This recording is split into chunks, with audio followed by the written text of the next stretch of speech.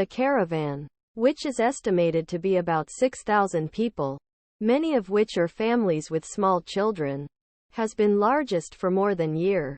A Biden administration and President Andrés Manuel López Obrador, clear indicator that his common efforts to deterrence the migration of Obrador government are insufficient.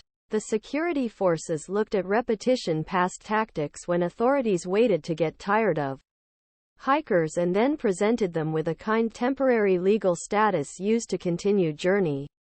We have been waiting for 3 or 4 months here without answering, Cris Cristian Rivera said, traveling alone and left his wife and child in the native Honduras. In May, he agreed to receive immigrants from countries such as López Obrador, Venezuela, Nicaragua and Cuba. However, this agreement, which aims to prevent a pandemic jump in migration, seems to be fluctuating once again, disrupting bilateral trade and stopping anti-immigrant thought among conservative voters in the USA. This month, up to 10,000 immigrants on the U.S. southwest border were arrested.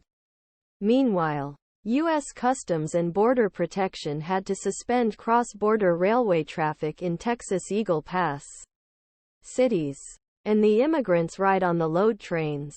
The arrests for illegal transition have exceeded 2 million in each of the U.S. government's last 2 financial years, and reflects technological changes that facilitate separation of immigrants from home to escape from poverty, natural disasters, political pressure and organized crime.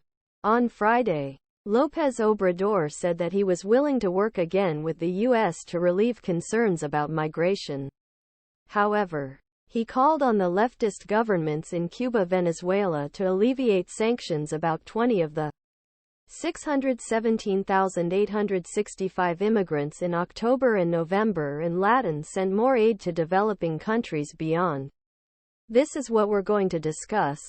It's not just the discussion, López Obrador said Friday after a phone call on Friday after President Joe Biden had a telephone conversation Friday. The U.S. delegation, which will meet with the President of Mexico on Wednesday, will include Internal Security Secretary Alejandro Mayorkas and White House Internal Security Advisor Liz Sherwood-Rrandall. However, Mexico's ability to help the United States may be limited.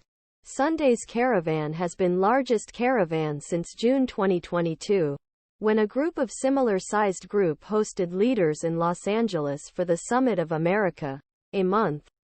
After a month, 3,000 immigrants prevented main border crossing with Guatemala for more than 30 hours. apnewshubmigration.